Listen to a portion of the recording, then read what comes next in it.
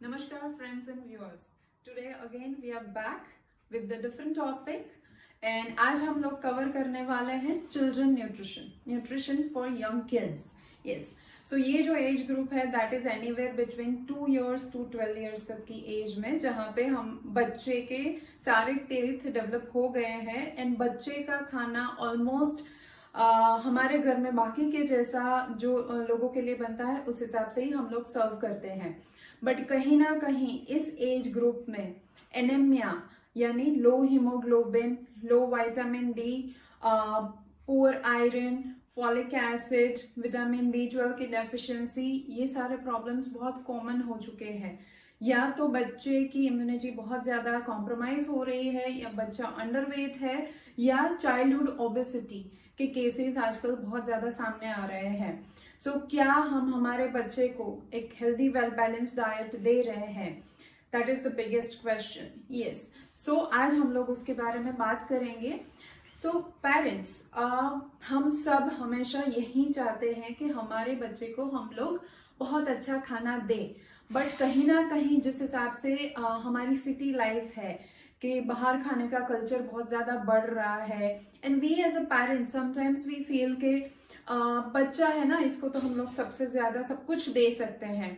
सो उसमें सबसे बड़ा कल्प्रिट जो आजकल हमारे घर में और बाहर के खाने में आ चुका है that is high level of sugar.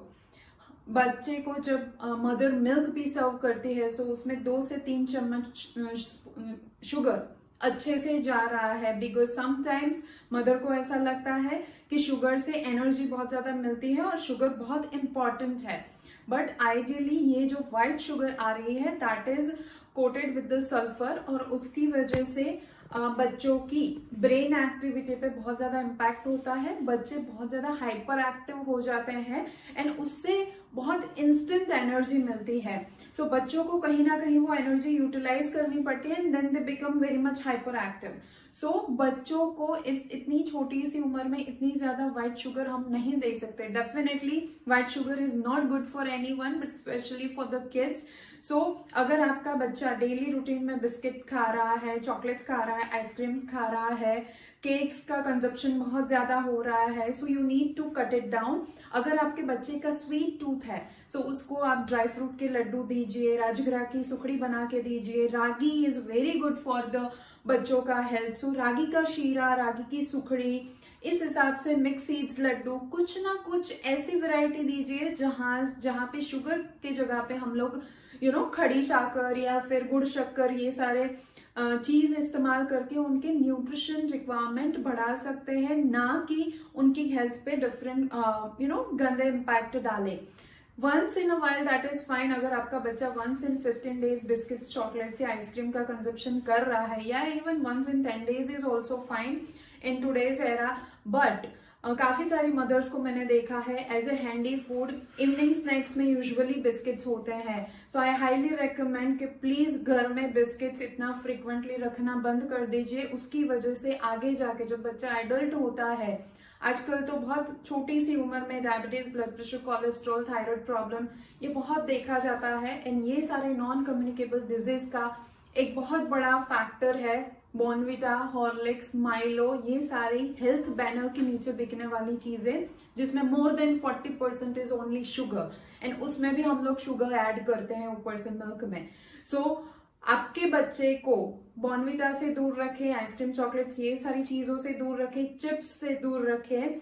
उसके जगह पे आप घर पे बच्चों को अच्छी सी चिप्स बना के दे सकते हैं जो फ्रेश है, एंड उनका खाना प्रोटीन में, विटामिन्स में, मिनरल्स में बहुत रिच होना चाहिए, बिकॉज अभी उनकी सारी रिक्वायरमेंट बहुत ज्यादा है. उनका ग्रोथ एंड डेवलपमेंट होने वाला है, उनकी हाइट बढ़ रही है, उनका कांस्टेंट वेट बढ़ रहा है, एंड स्टडी का भी प्रेशर होता है बच्चों के ऊपर. तो उनकी ओवरऑल जो रिक्वायरमेंट है वो हमसे कहीं गुना ज्यादा है. एंड कहीं ना कहीं इंडियन कल्चर में ये भी देखा गया है कि mother is always after the milk.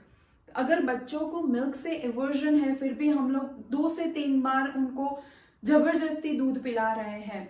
Jio mother's, सिर्फ मिल्क एक ही कैल्शियम का सोर्स नहीं है. There are lot of other sources. जैसे मैंने बोला, ragi is the biggest source of calcium, makhana है, सीड्स है, नट्स है, अलग अलग ग्रेन्स है, काफी सारी चीजें हैं जो कैल्शियम दे सकती है। ओवर कंजप्शन ऑफ मिल्क, कहीं ना कहीं कॉन्स्टिपेशन, गैस्ट्रिक इश्यूज, बच्चों में लो एनर्जी लेवल, और जो एनीमिया की बात करते हैं, लो हीमोग्लोबिन लेवल। सो बहुत ज्यादा अगर मिल्क का कंजप्शन है, सो अल्टीमेटली आयरन डेफिशिएंसी करता है, because milk is very poor source of iron. So दिन में 1 या 2 बार आप अपने बच्चे को मिल्क दीजिए। बहुत ज्यादा मिल्क के ऊपर फोकस ना करें, बाकी सारी चीजों पे ज्यादा फोकस करें। एंड इसके अलावा मेक श्योर कि आपका बच्चा पूरे दिन बैठा नहीं रह रहा है, आउटडोर एक्टिविटीज कर रहा है, बिकॉज बच्चों की बढ़ती हाइट और वेट के लिए बहुत इंपॉर्टेंट है कि उनकी फिजिकल एक्टिविटी अच्छी हो। अदरवाइज चाइल्डहुड ओबेसिटी हो जाएगी, या फिर बच्चा जो खाना खा रहा है वो कहीं ना कहीं डाइजेस्ट नहीं होगा, तो भी बच्चे का हाइट एंड वेट अच्छे से नहीं बढ़ेगा। सो बहुत इंपॉर्टेंट है physical activity, healthy well balanced food, and बच्चों का टाइम से सोना एंड टाइम से उठना। कहीं ना कहीं आजकल की लाइफस्टाइल में हम लोग 12-1 बजे तक बच्चों को सुलाते नहीं है, तो उनका इम्पैक्ट उनके हार्मोनल आगे जाके हार्मोनल डिस्टर्बेंस हो रहा है। बहुत ज्यादा हम लोग अवेयर हो रहे हैं कि 12-13 साल की लड़कियों को पीसीओडी, पीसीओएस का प्रॉब्लम आजकल बहुत कॉमन हो गया है। सो हमारी लड़कियां न्यूट्रिशन डेफिशिएंसी में नहीं जा रही है, या हार्मोनल डिप्राइवेशन नहीं हो रहा है, उसके लिए बहुत इंपॉर्टेंट है हेल्दी लाइफस्टाइल देना बच्चों को।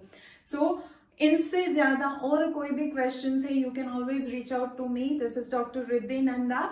We will be again coming back with the new different topic. Till then, goodbye.